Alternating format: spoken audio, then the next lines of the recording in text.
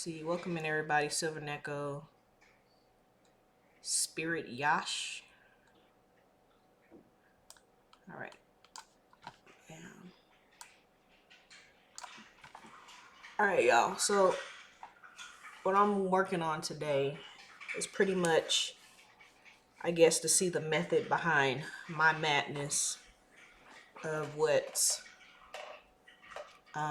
I will be doing for preparation for actually constructing my game in Unity.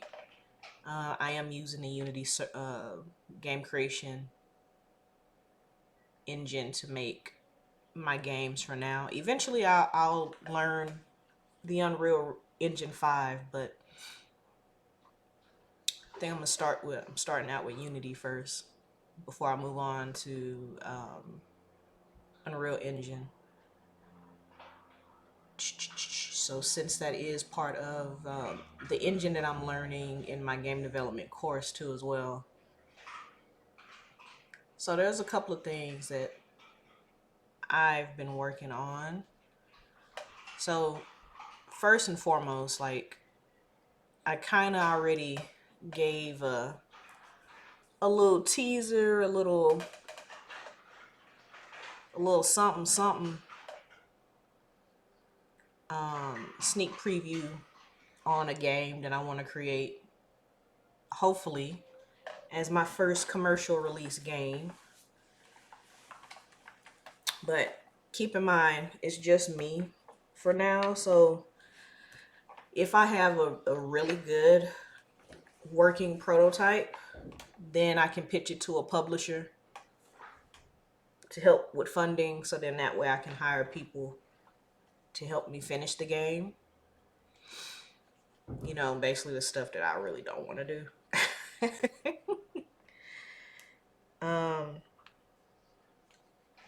So at the moment, I do have my notebook. I have notes of things that I've written down. Pretty much the premise of the game. My main character, which is my son DJ. For those of you that don't know, my son's name is DJ. And yeah, so I have a bunch of stuff here.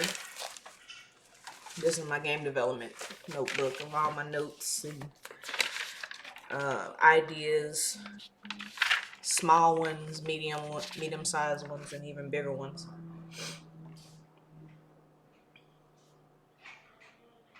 So I already have a starting template on how I would want the game to go in terms of my level design. Well, that's probably going to be the next thing I'm going to research today is level design. And then later on today, there are a couple of games that I do want to play on stream that are from other indie game developers to kind of see if that art style is what I want to implement in Project DJ. So yeah, so I have reference photos here just to kind of see if there's like something similar here that I want to try to replicate in Project DJ, right? In terms of giving me ideas as far as how I would probably want my world layout to look if I wanted to make it feel similar or familiar to Mario, right? Because the three main things in game development that I've learned from Thomas Brush at fulltimegamedev.com is that the three most important things that you want to have in any type of game creation is that you want something that's familiar, which means, you know, like how you play like a new game and you're like trying to review it. You'll hear a lot of people say, oh, this game reminds me of such and such. So for me, the familiarity of Project DJ is going to be probably multiple inspirations from games that I played in the past. Like, in terms of a platformer, it's gonna be based on my inspiration from playing like the Mario games. So here are some examples of surrealism artwork that I have in here as references. And the reason why I have this in here as references is because as I'm making the imaginative world of my son's imagination, you know, a child's imagination is very bright and vivid in terms of things that they like. What's going on, Ski? But what about nightmares, right? And I remember myself as a child, I had some pretty wild dreams to where you would wake up and be like, what the hell? So here are my reference. So here I have a definition of surrealism art to let you guys kind of know what that means, and to give myself a reminder as I'm creating the levels, the level design, as I'm doing the background artwork, the foreground artwork, in terms of how I want to draw the enemies as well as the bosses. So surrealism art often shows weird, bizarre, dreamlike subject matters because surrealist artists were interested in depicting the world of dreams, nightmares, desire, and imagination. Right? So let's go over here on this elephant. Now, obviously you can tell that this is an elephant. So this is kind of like, I guess, the best way I can describe what surrealism is, right? Outside of reading the straight up definition of it. So we have an elephant, and then, you know, like when an elephant, you know, blows his snout, it sounds very loud, like a musical instrument. It does sound like a baritone. So this artist depicted an elephant, but it also has a baritone on it, right? So I put this here as a reference for when I get ready to create the main bosses, the main boss fights that DJ is going to have to overcome his fears in order to save, you know, his family. He's going to have to basically save me. So the idea is to take my inspiration from Mario, right? So when you play the Mario game, the core mechanic of Mario is you start in world 1, right? You go through the levels, you eventually get to a castle where you have to fight, well, and this depends on which Mario game you're playing, but the core game loop of the game remains the same. You go from world to world, collecting stars, collecting whatever you're trying to collect, and then you get to a castle, you beat the boss of that world or that castle, you get a reward, and then you go to the next world, and it rinses and repeats. So the player game experience, that is the core game loop. It's called a core game loop. That is the core game loop of Mario games. Start in world 1, go to a castle or you defeat that world's boss, you get a reward, you go to the next level. This is what repeats the player experience. So that's the core game loop of Mario, right? So I said I wanted to have something that's familiar. Well, that's going to be the game mechanic or the core game loop in Project DJ, which is as you're traversing DJ's imagination or his dreams. I still haven't really fleshed it out yet as to what I'm going to do with that, but this is just a premise and just a little taste of what I have going on in my head based upon games that I've played that inspired me to make Project DJ, right? So you're going to have to, DJ is going to have to overcome his fears to save myself, his father, his grandmother, and even some of his favorite things. I have written here, traverse DJ's dreams. to find his missing family. In this action platformer inspired by Mario and surrealism works of art, DJ must overcome his fears and nightmares to save his family from the scary ones. Right. So basically the scary ones, right? These are going to be reoccurring enemies and traps and things that DJ is afraid of for real in real life. As well as some things that he may not necessarily really be afraid of. So I researched on Google common childhood fears.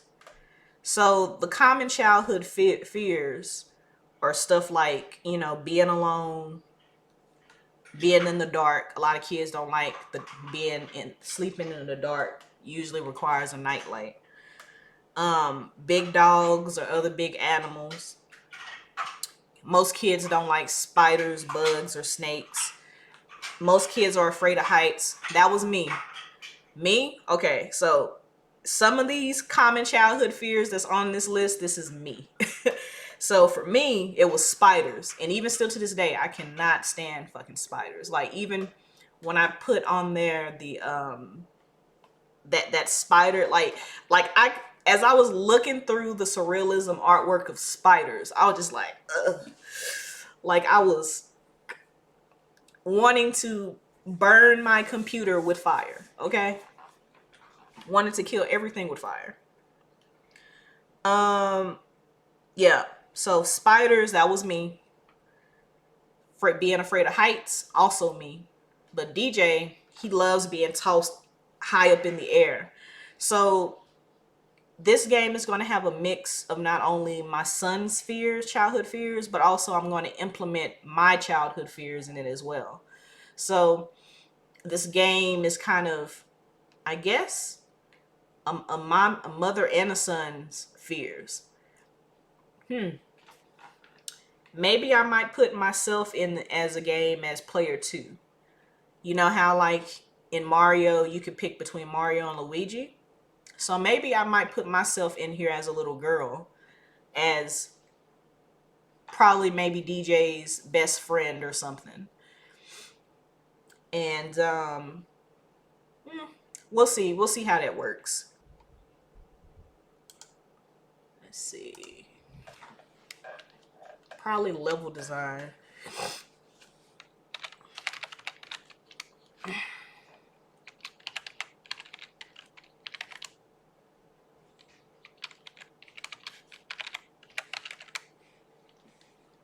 And I have a couple of books that I can read too. That's on my Google Drive.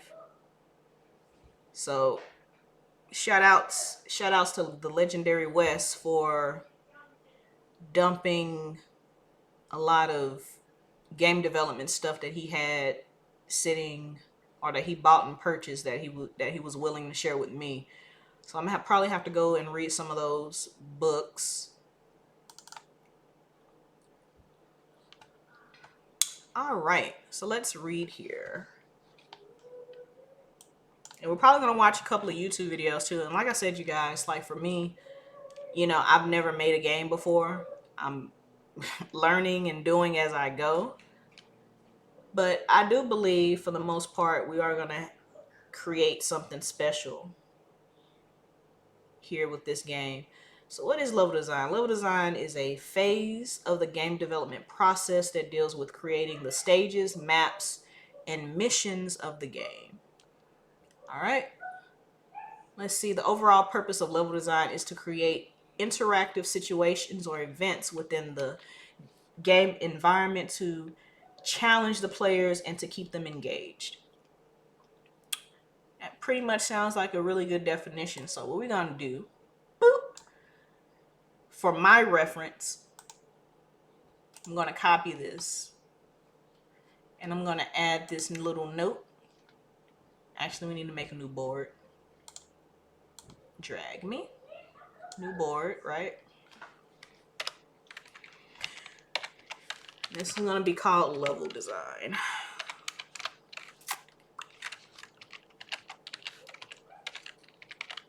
So as I'm making the different worlds or levels within DJ's either nightmares or his imaginations, I want to keep those key components of that definition. Like, I want to keep that definition in mind in my head as I'm creating these worlds or these levels, as DJ is, on a quest to save his loved ones. I might change that from family to loved ones. We'll see. Anyway. All right, level design. Let's click off into it. Bam. And we're going to make a note. Drag me. We're just going to put it in the middle right here at the top. And then basically we're going to paste that definition here. The different twisted nightmares and monsters that I want to implement in the game. So, platformer. I know it's going to be a platformer for sure. Platforming mechanics.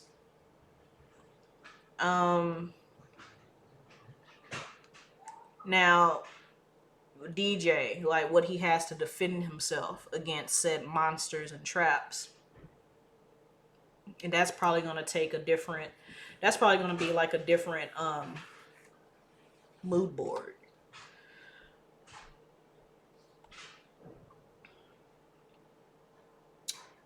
Let's see. This is a very long article. Ooh. Connect the areas together. This is a pretty good looking map here. So what I'm gonna do, because I definitely do want to come back to this article. I just wanted to read a little bit of it. Alright, copy. Let's go back to milanote. We're gonna add another link. Bam. Add a link there, and we're gonna paste it.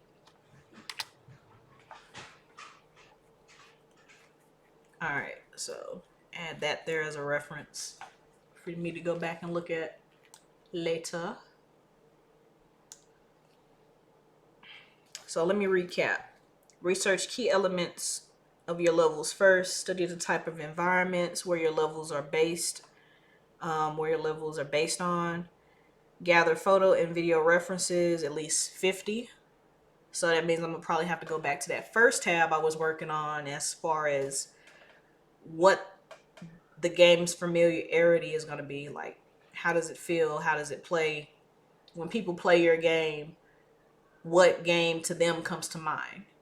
So it's definitely one of the first games that, like, if you are old school, brought up in the 80s or whatever, for people, I definitely want people to think, oh, this feels like a Mario game, right? For like the most basic mechanics. The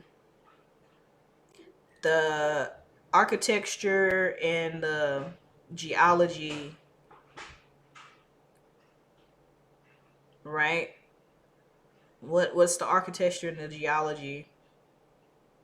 Basically, the mood I want to convey. So, since this game is going to be based upon your imagination, your dreams, your nightmares, basically childhood fears, right? Which is the reason why I wanted to incorporate surrealism, because everybody's nightmares and dreams will be different, right? And how you perceive things. Like, I do want it to be like an artsy type game. Leave it up to your imagination of what your interpretation of being alone in the dark looks like, right? I got to be able to communicate that feel, that mood, and keep that in mind as I'm doing the level design and where I'm going to place it in the game. The mood I want to convey. the metrics. So I put an example note here for myself. Basically, how big your play area is going to be, your corridor area. Basically, whatever area you're going to have enemies and traps. Got to make sure that it's not too big, not too small. And if you're putting a bunch of things in that area, make sure that that play area is big enough to where it won't ruin the player's experience. Because I don't know about y'all, how many times have y'all played games in these so-called open world maps, and you're like, you're trying to kite an enemy or a boss, and then all of a sudden you hit like an invisible wall that looks like that you can still go, but you can't. And I'm just like, oh. And it's not like some games is very generous with the amount of the battle area that you can, fight in or shoot in. Most games do keep that in mind. But then there are other games I'm just like, I gotta fight in this little bitty, no, which maybe they designed it for that purpose and they want you to feel a sense of pressure, a sense of anxiety in that moment, that chaos that's happening. I think really good examples of that will be games such as Fear, um, Dead Space, and even some of the Resident Evil games that I played, where you have to strategic and kite and just go around in circles with some of those enemies and run away real quick, make some space between you and a monster, make sure you ain't about to trip over nothing, and then do your thing. Photos and video references is pretty much going to be the outcome of your game's architecture and the geology. How big the area is versus the scale of your NPCs, your enemies, your characters, your traps. Yeah. Learning how to guide the player to different routes, whether that's linear or back to the main objectives by landmarks, signs, shapes and colors, lights, and visual compositions. So that's the recap from that first video. All right, let's go back to home. So I got 3 different cards here. So let's take a look. So the inspiration of the game and what I want it to be, what I want it to be similar to, what it's going to feel like in terms of the actual game mechanics, will be like a Mario game. DJ is going to be able to run, jump, jump on certain heads of monsters. But then as you progress through the game, DJ is going to acquire, his sword or his little toy gun to shoot certain enemies. So it's going to start off as an 8-bit game. And one of the things that I was trying to decide on was whether I want this game to go from, cartoony, from 8-bit to cartoony, and then eventually off into realism. So as you're going through the different levels, like the first couple levels, it might be retro 8-bit style. Then the next 3 levels might be, this is a little bit more realistic, like Mega Man 8, right? Where it's not so much pixelated, it's more so very well done 2D art style that's kind of close to 3D, but it's not quite 3D. It's more so like the highest quality of retro art, right? Then the next couple levels after that might be, all right, now we're starting to get off into maybe the 3D space. Or how would I make that look like? Or maybe I make it stylized, right? Stylized art. I probably might do stylized low poly art when we get to that phase. And then last but certainly not least, then you'll start to see the surrealism art pieces. Leave that up to your imagination. But I do definitely want the backgrounds, the foreground of this imaginary space, the dreams and nightmare space. I think for the most part, whether I am in 8-bit going up to the most realistic low poly stylized art, it will be all surrealism for the most part. But it'll take you on that journey. You'll feel 8-bit. You'll feel, you know, certain different art styles. Like if you ever seen that game, what's the game called? Inside.